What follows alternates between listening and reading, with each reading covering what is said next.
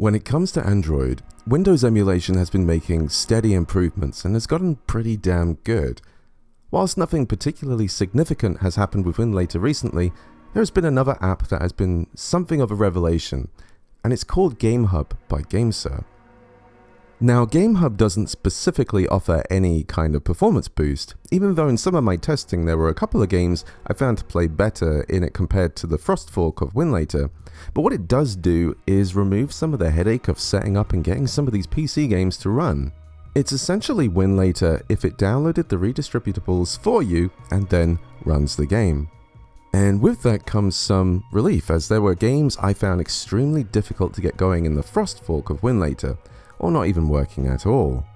But with GameHub, I was able to get some of these running, and running rather well. I should note in my testing I found performance to be better in a majority of 3D games when running in Winlator Frost, as it uses glibc, and basically it's just more performant and better for the Snapdragon 8 Gen 2. And when I could get something running there, I would. Although interestingly, Grand Theft Auto V was similar performance and more stable in GameHub for some reason, but we'll get to that later. For Winlator Frost, I'd like to just point you all to RetroTechDad's video on Winlator on the Odin 2, as it was because of this video that I saw the performance gains and decided to switch over to it, as you cannot install the original Winlator and the Frost fork at the same time. He has an excellent setup and showcase, so I strongly suggest watching it to get up to speed. Even though the switch caused me way more time than I'd like to admit to get some of the things running and experiencing different outcomes for the exact same files I used on the original Winlator, the end result was worth the performance gains. So let's go through the games I have installed, and I'll go over anything I did to get them working properly. I'll start off with a few games I just couldn't get to boot in Winlator Frost, but performance wise this isn't a big deal, as each of them are playing great and at high frame rates. First off, we have Shadow Complex, which wouldn't boot for me on Winlator, but here in GameHub it had already downloaded what was needed and boots up magically. It's running at 1280 by 720, but has mixed performance where it will be fairly smooth at 60 FPS, then drastically dip in some parts. If I could get this running in Winlator Frost, it might be a different story, but for now this is the only way I could get the game to run. This was an extremely popular title on Xbox Live Arcade, and the developers cited Super Metroid as a huge influence, and it shows. It's a very good Metroidvania, and definitely worth checking out if you can never get enough of those. Okay, fine. Going for a swim. Then we have Strider 2014, which is also another excellent Metroidvania. I used to speedrun this for fun back when it came out, which I can't believe has been over 10 years. Strider definitely deserves a comeback, so I hope Capcom have something in the works. With Winlator, I'd have really odd problems with this game for one reason or another, just refusing to boot, even if I had got it working. But again, here in GameHub, it just magically works. So I'm really thankful this app exists to take some of the headache away and just get some of this stuff working. It also runs at 1080p and at a pretty steady 60 frames, which is amazing. I can't believe Strider hasn't been ported to the Switch or anything else since its release, so on these handhelds this is the only way to experience this. If you love games with really fun movement and mechanics, you'll definitely have a blast in this.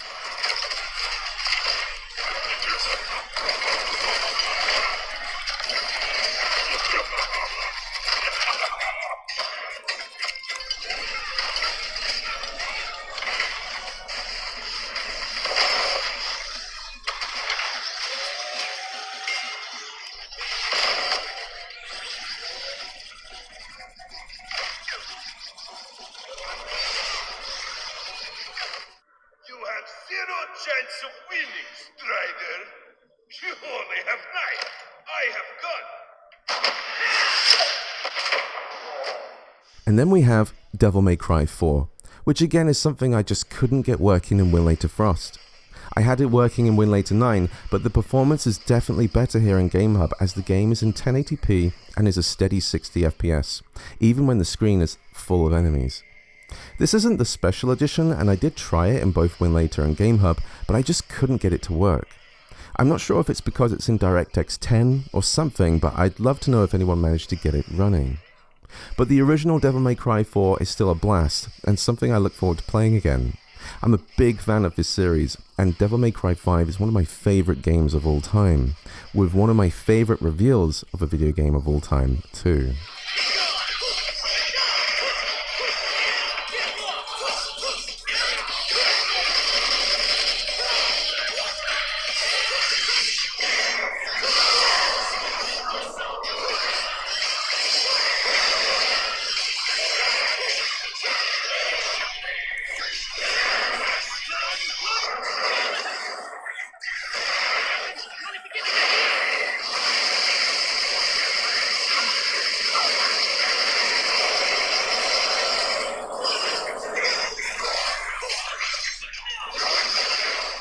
Next up is the last game I'll be showing in GameHub, which is Grand Theft Auto 5.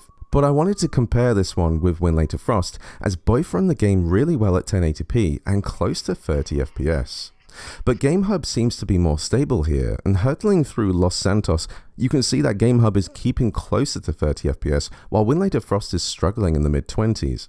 Everything is set to low in both games, but there's likely room to tweak things in both of these apps to maybe get something a little better. I chose 1080p, as in 720p the frame rates were jumping around between 30 and 40ish, and I decided it was worth more to have a crisper 1080p with a more console-like experience averaging around 30 FPS. But just to take a moment here, it's pretty incredible to see a big open world game like this with all of its mechanics being emulated on a device like the Odin2 Portal. Your internet could cut out, and right there in your hand you have a working GTA 5 playable on your device forever. It truly does show the potential and range of playable games the Odin2 Portal can do, and for me it's always exciting to be able to get a device like this and show what it's capable of.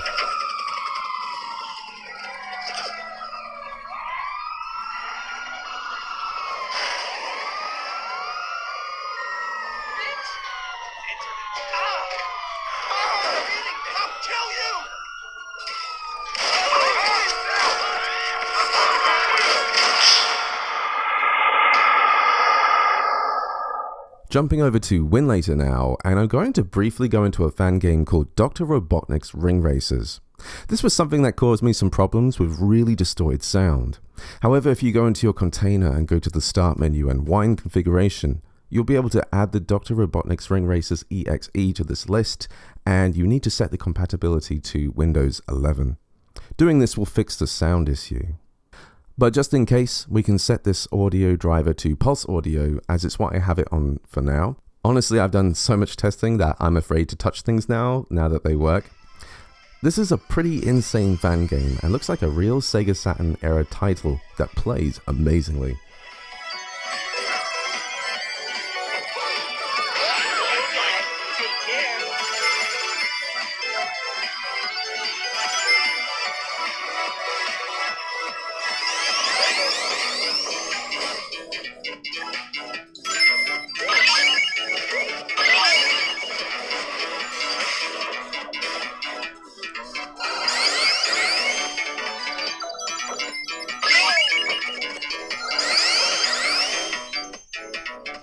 I initially wasn't interested in this, but Final Fantasy XIII turns out to also be a good test for the Odin2 Portal.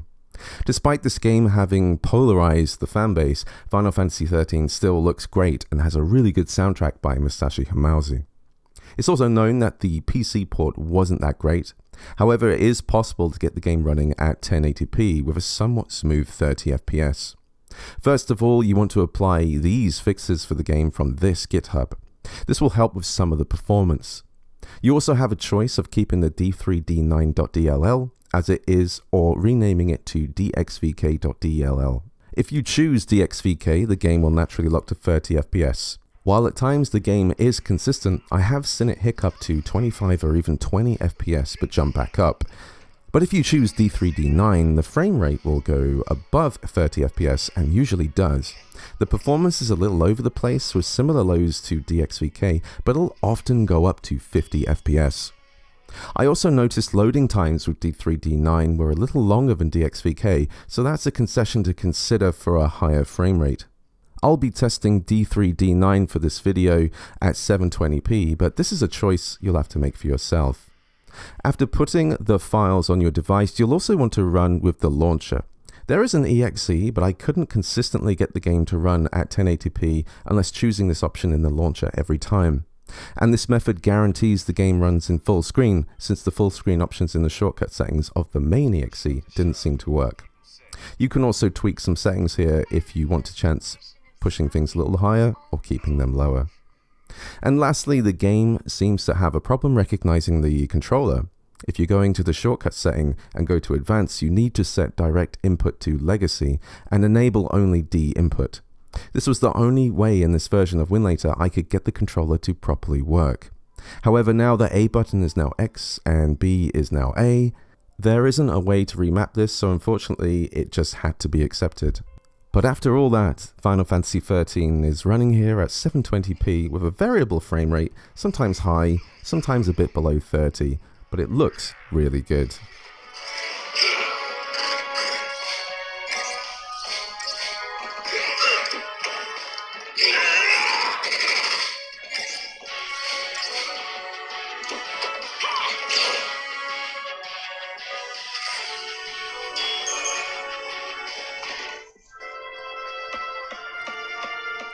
Now let's take a look at Lost Planet Colonies. Honestly, this was the reason I ended up switching from Winlator IX to this version of Winlator, as I was seeing a much higher frame rate in places, sometimes as much as 30 more frames. And while I had a relatively simple time getting Lost Planet to run in Winlator IX, I had a hell of a time getting it to run in both Winlator Frost and GameHub. After way more time than I care to admit, I eventually got it to run. It can be hard at first to know if a game won't run because of an emulation reason or an actual PC game reason. And while I did not have this issue in Winlator IX, I had to replace nvidia.wmv in the game's files with a blank file, also named the same, and that got the game to run. Interestingly, even though it ran in GameHub, additionally I had to replace all the movie files in the movie folder the same way as before to get to the menu in Winlator.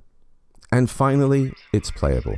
However, in the second mission you'll notice some flickering in the lighting, and to fix this you need to change the DX wrapper to VKD3D, and it's all good to go. This game is incredibly fun, and the performance increase in this fork of Winlator was worth the effort. So I hope this helps anyone in a similar boat.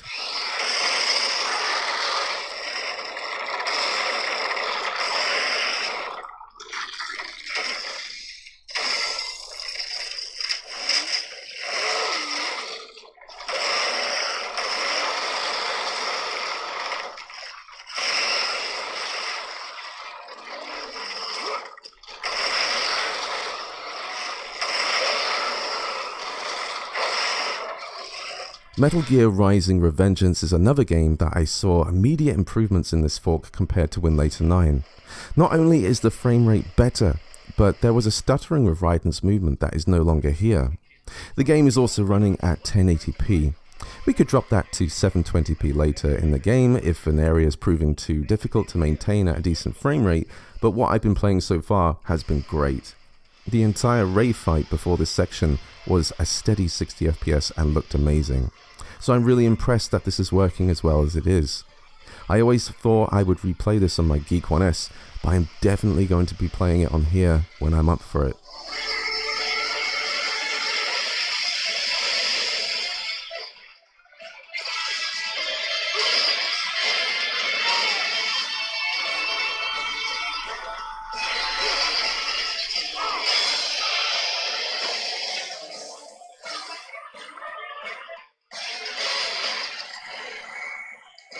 Now, the Iron Oath is not a demanding title, but for my own interests, I was excited to see it running here on the Odin2 Portal. The Iron Oath is a turn-based tactical RPG where you build a mercenary group in a medieval fantasy realm, and it's been compared to the likes of Battle Brothers.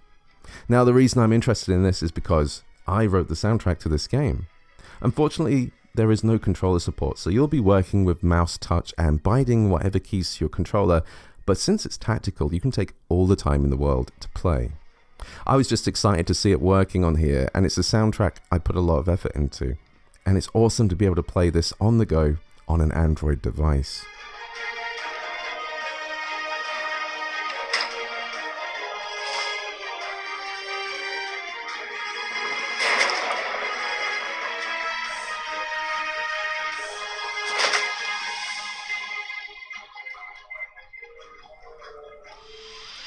And lastly, with Vanquish, I was curious to see what performance gains we would get here.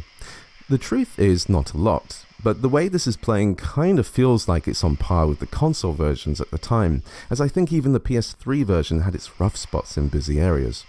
So we're not consistently hitting 30 frames, and even changing the resolution doesn't seem to do a lot. But at 720p, it's still quite playable, and an incredibly action-packed game, and is a ton of fun once you get into it.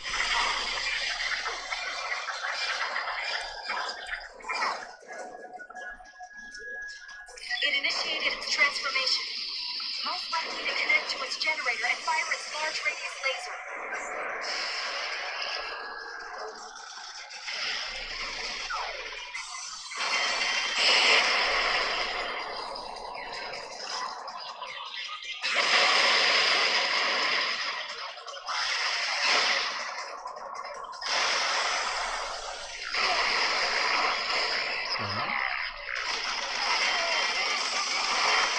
Can you see the core at the center of its torso?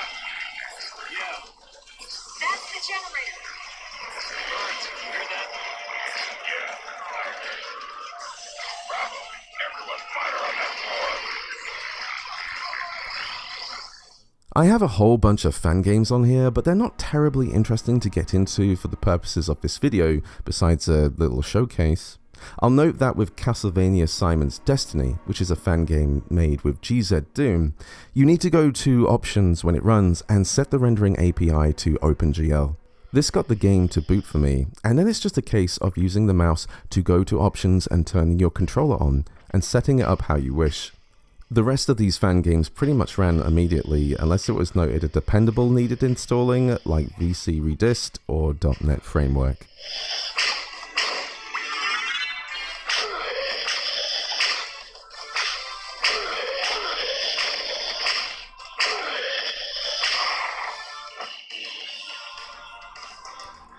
There's so much we can play with Winlator and GameHub, and honestly it would be so easy to just make video after video showcasing just exciting PC titles we can get running on the Odin2 Portal.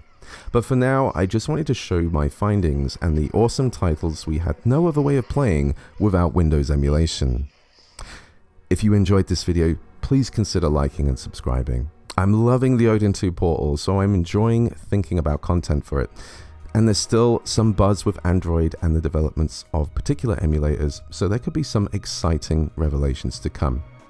Thank you for watching. Cheers.